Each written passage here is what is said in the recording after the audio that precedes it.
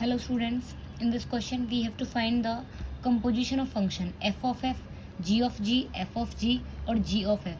सबसे पहले हमें पता होना चाहिए कि f क्या है और g क्या है. f दे रखा है हमें साइन फंक्शन, इसका मतलब होता है कि f is equal sine x. ये हमारे पास साइन फंक्शन होता है और g की वैल्यू क्या दे रखी है 2x. तो हमें निकालना है f of fx, that means f of fx. सबसे पहले हम fx की वैल्यू को यहाँ पे पुट कर देंगे. ई एफ सेम रहेगा, इस वैल्यू को पुट करना है हमें, ठीक है. fx की वैल्यू दे रखी है साइन x.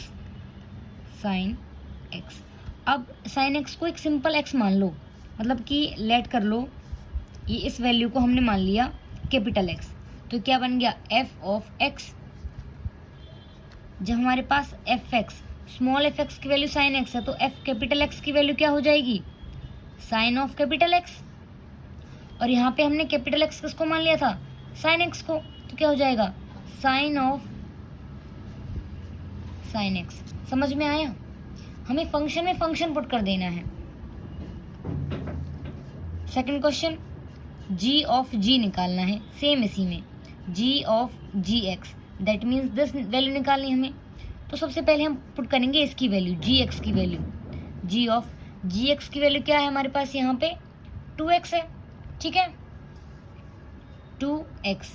जब gx की वैल्यू हमारे पास 2x है, अब की बार ये निकालना है, मतलब कि हमारे पास यहाँ जैसे gx था, gx का मतलब है जो फंक्शन यहाँ है उसका 2 टाइम हो गया.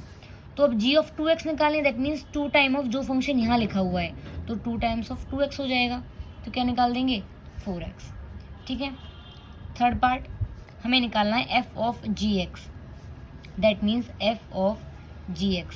इस वैल्यू का मतलब और इस वैल्यू का मतलब दोनों का मतलब सेम ही है. f ऑफ, सबसे पहले हम gx की वैल्यू को रखेंगे कि gx की वैल्यू क्या है हमारे पास यहाँ 2x है, ठीक है.